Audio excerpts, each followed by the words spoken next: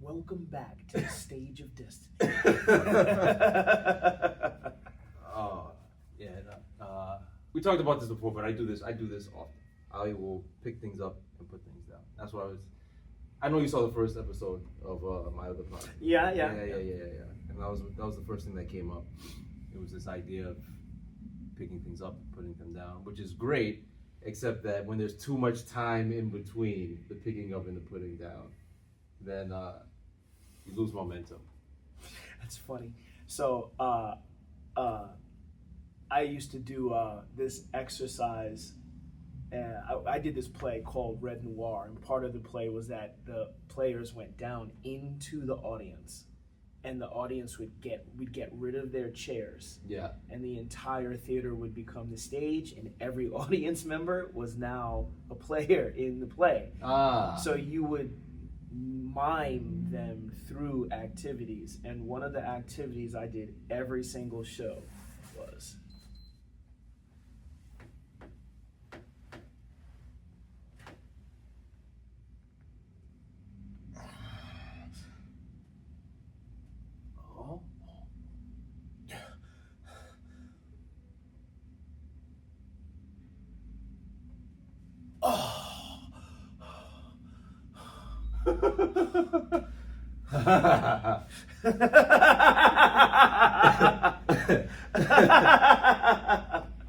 every show, every single show. Do you miss it? Performing? Yeah. Yeah. Yeah, I think I do. All right. I think I do. When you entertain, you go from being this self to this self. Even if you miserably fail at it, you're still trying to be this self, in the hopes that you will get other people to be sparked to understand that they could be this self, or they could just discover something about themselves or humanity in general. Yeah. And there's, even if you don't achieve those things, just the attempt to do that is really gratifying. It can be really gratifying. It can be really electrifying. And it can really get you in the moment. And being in the moment is alive.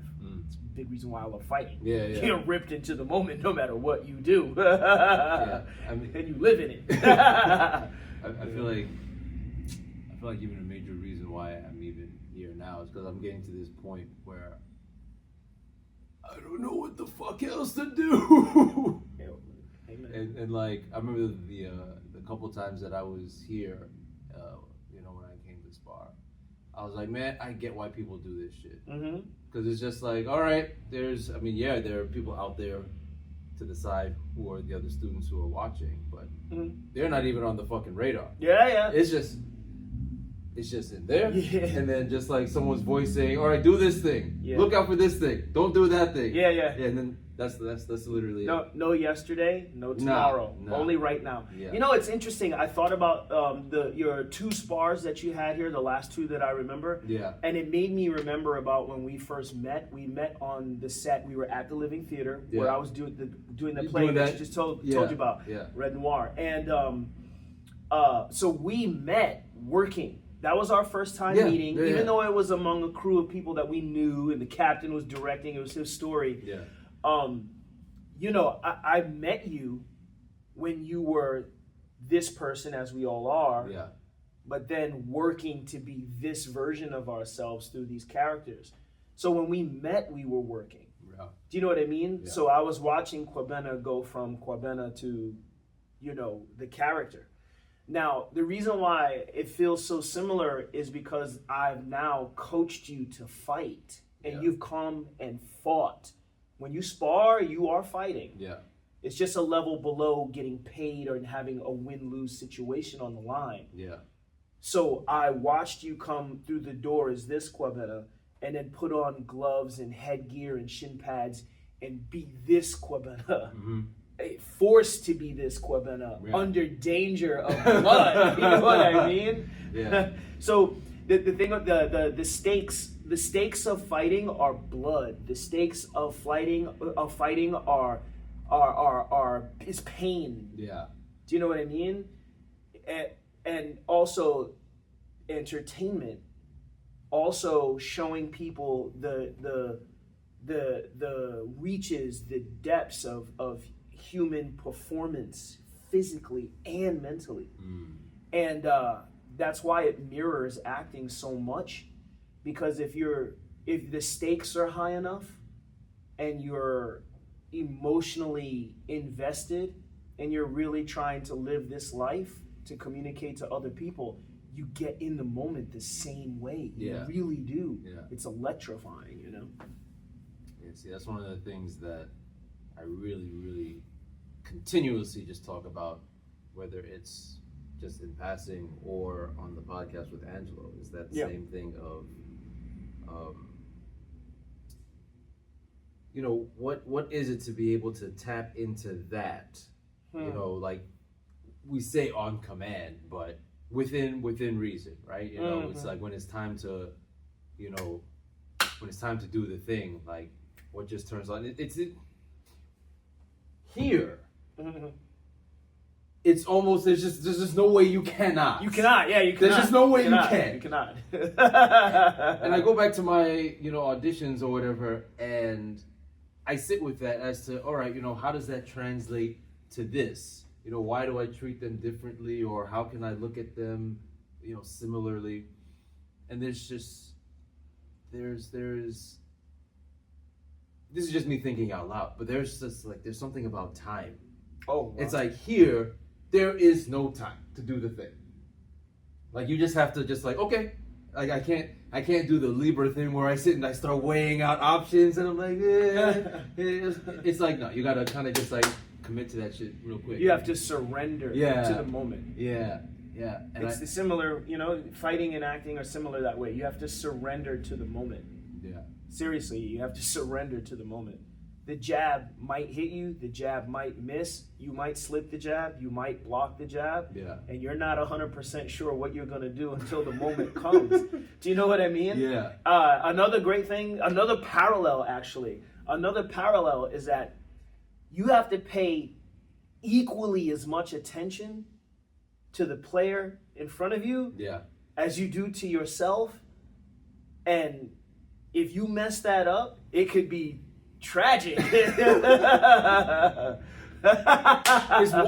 weird. Yes, it is. Yes, it is. Yeah, because, you know, even as we're just talking out loud, it's one of these things where, you know, you come in here and there are stakes, and I feel like what I am connecting better now is, instead of the stakes for something like an audition being like, you know, whether or not one actually, like, you know, books the job or whatever. It's to, you know, let that saunter off into the distance and then switch the stakes to, you know, what are the stakes for the character, or, you know, sure. You know, how those stakes can serve that role. And so this is just me just really just talking out loud. Yeah. It's been fun doing this, and then seeing how this spills over into all other aspects of life. All roads lead to enlightenment. Yeah, you said that last time. Yeah, all roads lead to enlightenment. And if you're doing anything right, it will teach you lessons about life as well. Hard lessons, soft lessons, easy lessons. Yeah. You know what I mean? Yeah. Good lessons, bad lessons, mistakes, triumphs. All roads. I know, it's wild, right? And I feel like sometimes I run into that challenge of forgetting that, and so I'll pursue one endeavor, and I'm like, oh no, but I'm betraying this other endeavor, and then I'll jump back to that. And so like I'll jump between projects really quickly, and as I'm been getting on in time, I'm just like, all right, you know what? I can afford to just push through with this one project and know that it'll spill over into other ones. Yeah. And I feel like that's actually been really cool, for example, for the Rogue Actors podcast, but then also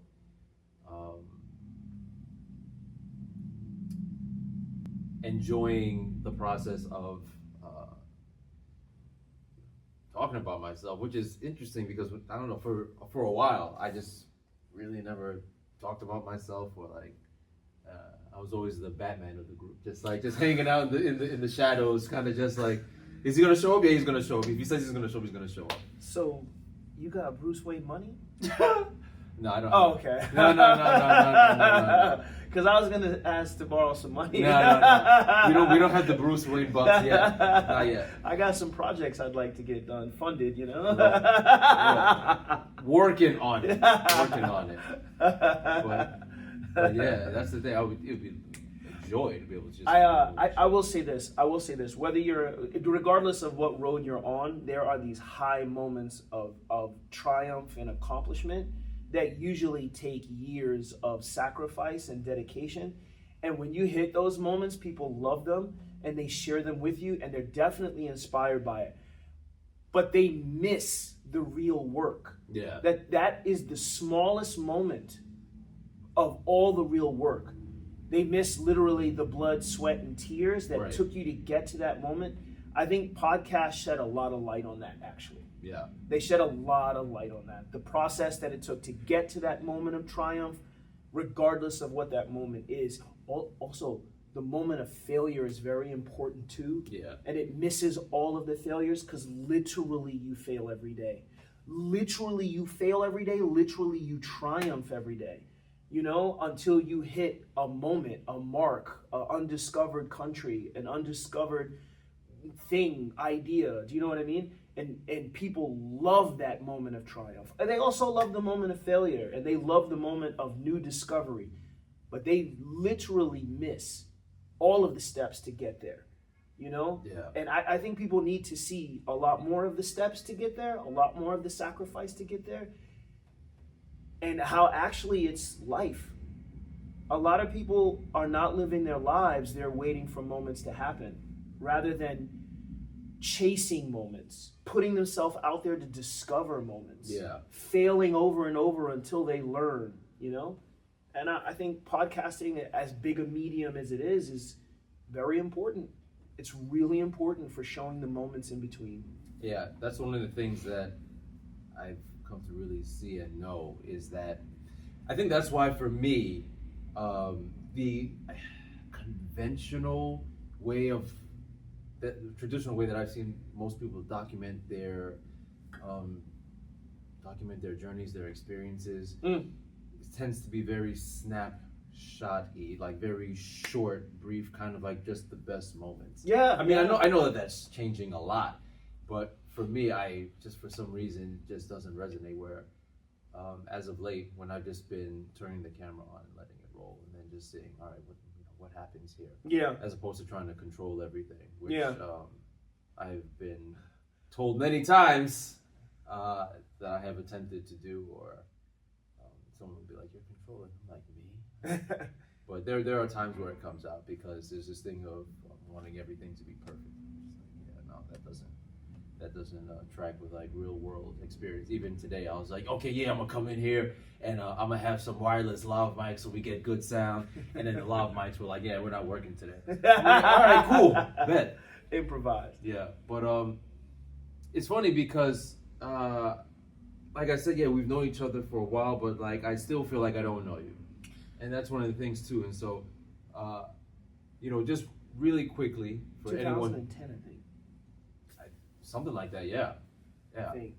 09 Yeah. or 10. Yeah. 09 or 10. Yeah, when I came back from college and like I was in it, baby. I was doing it. I was doing plays. I was doing TV shows. I was doing commercials. It was all clicking when I met you. All of it. All of it. It was a high moment. I was like, okay, I think this is what I'm going to do. Yeah. I think this is going to be my career. I had days where I was being a dad and a personal trainer and a stage actor and a film or television actor, just crushing it. Yeah. It was 09 and 2010. That's when we met. I'm sure of it. Yeah. So it's been 14 years. Yeah. 14 years goes fast. That's weird. Yeah. That's super weird.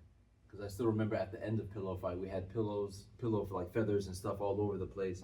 And then like, I wanted to help out, so I took like a broom and started sweeping. And then you came and you were like, no, I'll do that. I was like, no. You were like, nope, I'll do that. You took the broom and you was like, huh, you do that. And I was just like, This man is very direct. Okay. I was like, okay. I was like, cool. I am so direct.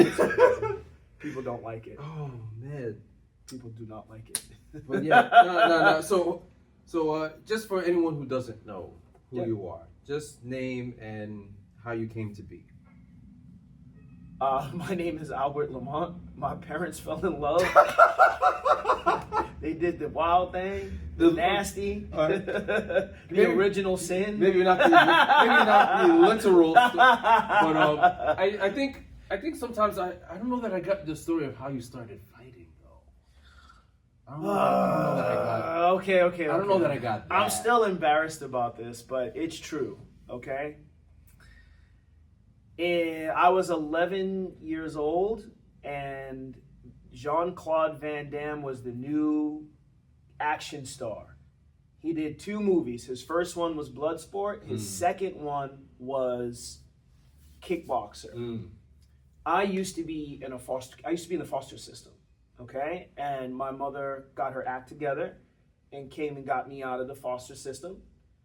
And at 11 years old, one of the first things we did is she took me to the movies. And we went to see Jean-Claude Van Damme in Bloodsport.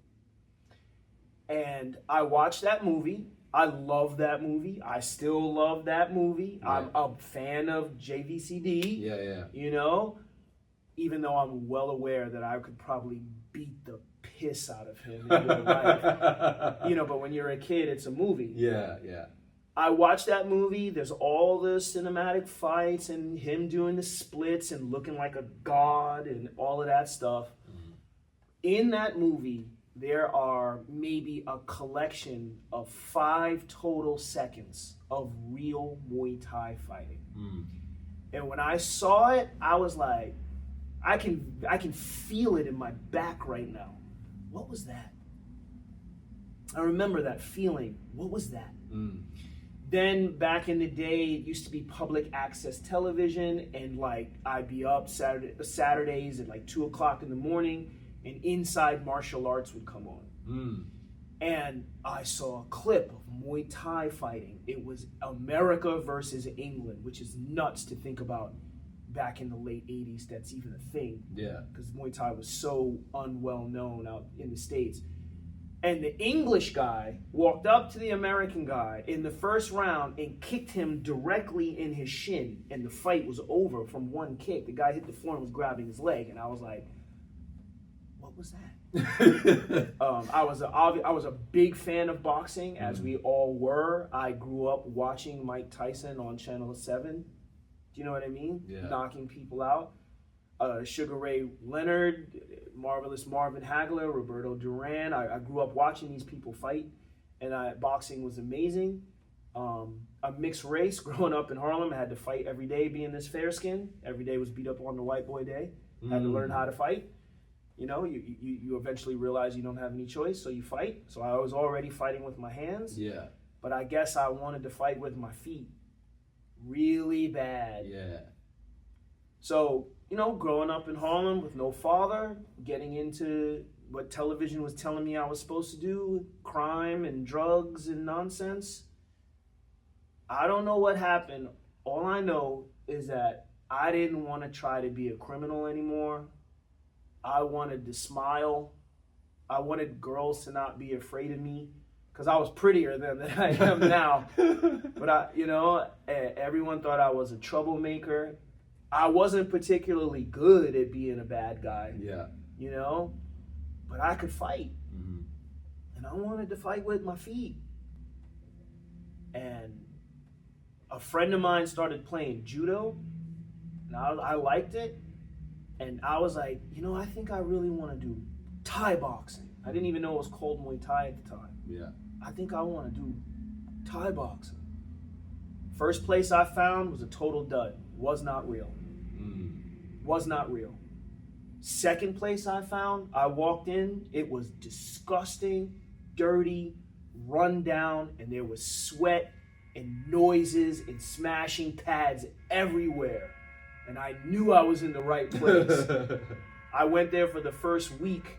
At the end of the first week, they said, in 3 months, you fight. I said, Okay. And I had my first fight 3 months later. Oh, that's OD. In 1997. 1997. That's OD. And I've been fighting. Yeah. I fought ever since. Oh, actually, I didn't fight that much, but I fought ever since. Yeah. See, it's funny because, man, like, I hear a story like that, and I'm like, honestly, I didn't have to fight growing up. Like, I mean, I never really had to, like, throw, like, real, like, come to blows with somebody. Every now, when you're a little kid, sometimes, it's like you get into, like, a little shoving match or whatever. Yes, but even then, like, I could count the number of times on like, one hand where, I actually had to push, like, get into a pushing match with somebody.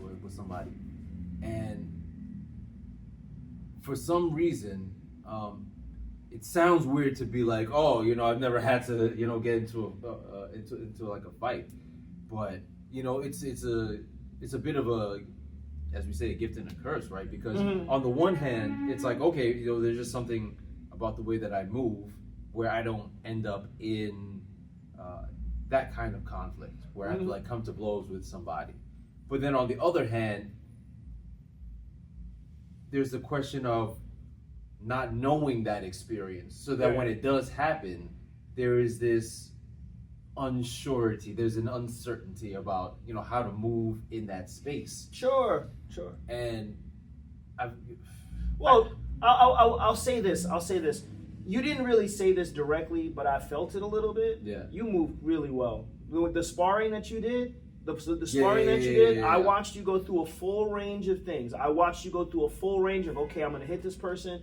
Okay, this person's going to hit me. I watched you go through I can actually hit this person and do something. And I've also seen you go through oh shit, this person's about to do something to me. Yeah. I've seen you face the fear of this person is better than me and will hit me and stand there and take it. And I've seen you do your best to give as well as you've gotten. And it's very close to what would happen in a real situation for you. Yeah. But you are also a grown man. Right. And you did choose to do it. Right. Right? Yeah. And you went through that range, okay? So you go through that range of fighting no matter what.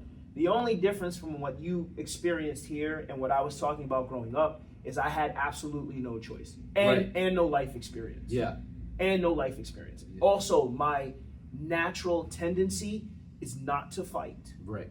My natural tendency is not to fight. It's not necessarily to cower, but it's not to fight. Right. And I had to realize there is no choice not to fight. You have to fight. Right.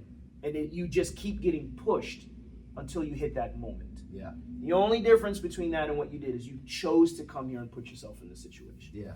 And that's one of the things that I really wanted to sit with and explore, because anyone who knows me knows that over the course of my life experience, I've always been the person to, like, avoid conflict by whatever means necessary. Yeah, you're also well over 6 foot and broad shouldered. No one's walking up to you and gonna start trouble.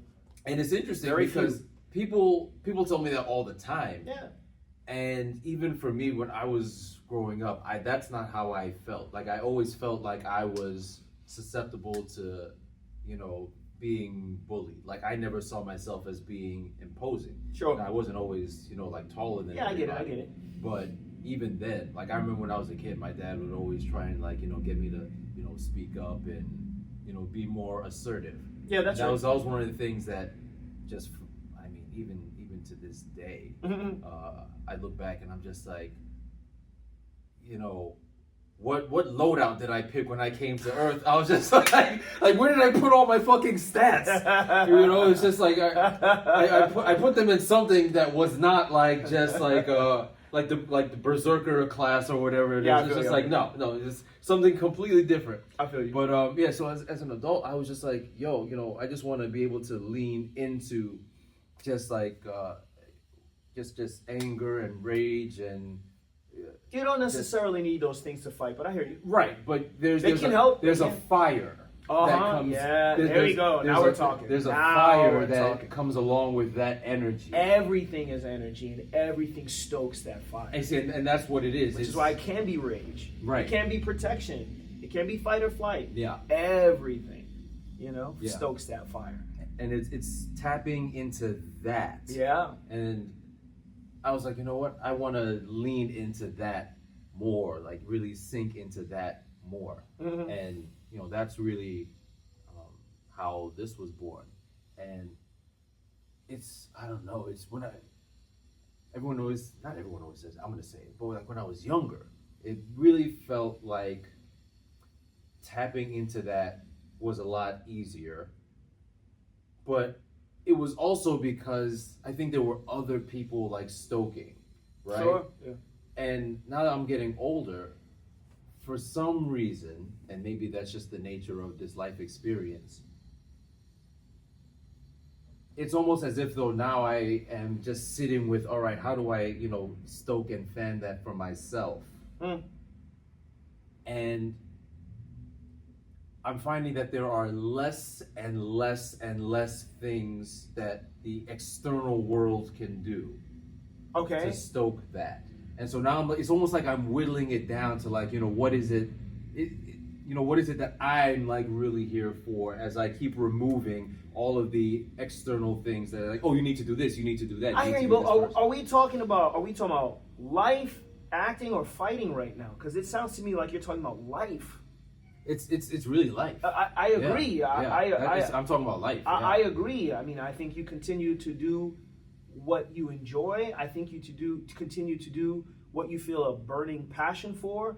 I think you continue to experiment and play with the things that scare you. Yeah. I think you continue to refine your craft in something that you're excellent at, or maybe show off what you're excellent at, just to show that you still got it. Do you know what I mean? Yeah. And you just keep living your life. Do you know what I mean?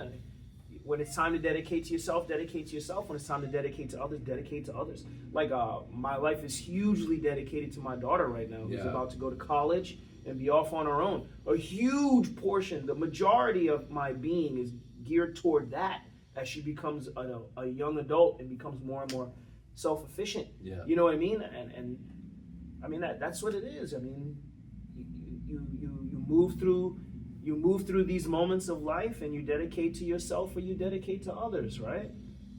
I mean, I really think that's all there is. Yeah. You can enjoy what you do for yourself, and there's nothing wrong with that. And you sacrifice the self for others when you enjoy sacrificing for others. And it doesn't matter if it's driving trucks, driving cars, being a father, working out, fighting, acting, being an engineer, being an astronaut, being a botanist. Maybe you love orangutans. Do you know what I mean? Yeah. You find your thing and you do it. You find your thing and you do it. Yeah. I feel like that is the main thing I keep coming around to. And what really just gets in the fucking way sometimes though is I'm not gonna lie. It's I mean, now we have social media, right? But back in the day it was just the comparing yourself to somebody else and just like I feel like every now and again there's the knowing that everyone is on their own particular path. And then there's still the acknowledgement of what everyone else is doing, and it's balancing that out. I totally get it. Yeah. Okay, I will tell you like this. I'm a Gen Xer. And there are times when I am very much a stereotypical Gen Xer, and there are times when I go against the grain. That's kind of the life that I chose, right? Because it manifests everywhere, going with the crowd and fighting against the crowd. It's almost 50-50, do you know what I mean? Yeah. Like being mixed race even, directly down the line, half black, half white, do you know what I mean? And so that's kind of the life I chose, right? So again, I'm a Gen Xer. I remember the world before all the electronics, when things were analog. Yeah. Okay? I remember the world before that. And there's a few things that go with that, which was you could be inspired by seeing someone else accomplish something, which is what we were talking about earlier, but not knowing what it took to get there. Yeah. Do you know what I mean? So there would be a desire that would manifest eventually, or you could see someone and be jealous. You could be inspired. You could be jealous. You could be turned off. You could be turned on, right? And there was a vital component to the inspiration that would make you judge whether you wanted to do something or not do something. Boredom. Boredom was massively important. There were moments where you were bored for long stretches of time, and I'm going outside. I'm going to build a ramp and jump my bike over it. Yeah. I'm going to explore the abandoned building. Yeah. I'm going to go into that boxing club. You might wander into the boxing club. Do you know what I mean? Yeah. I'm going to go talk to that girl I saw at school. Yo, that's my friend across the street. I'm going to knock on the door and see if he's home. You did all of that stuff because you were bored. Yeah. You were bored. You went and read a book because you were bored. You went and drew because you were bored. You went to the comic shop because you were bored. Yeah. My mom gave me 5 cents. I'm going to go buy penny candy. I'm bored. Do you know what I mean? Yeah. That's gone. It's pure distraction now. And it's easier to go online and see somebody accomplish something, whether it's real or not, and then scroll to the next person's accomplishment and never be bored and get off your ass and go do your own thing. Yeah. Yeah. It's mind-boggling and it's crazy, and it's something that I've been fighting against in my own life with my daughter. Yeah. You know? Yeah. I think I think we can call it here and end it on that, because we have this economy of living vicariously through others that we didn't have before. Yeah. I mean, we had it, but not like not to this level. Not to this level, because like you're saying, you can go on, for example, like Instagram, and I mean, they call it a feed for a reason, right? But it's a legit feed of just this person living this life, and very quickly you can fall into this thing of like, oh, I'm doing something because I'm watching other people doing something, and never really kind of like find, what lights that fire for you, which could be documenting what other people are doing. Sure. But I don't know that that's what a lot of people are actually doing. Sure. It's kind of this thing of like, the economy of just living vicariously through others. Yeah. And you never really get around to, doing your own thing and being like, oh, okay, like this is why I'm here. I didn't crack the code, but I did discover what to do for my daughter, which is pay attention to her interests. Yeah. And she's been national cheerleading champion times.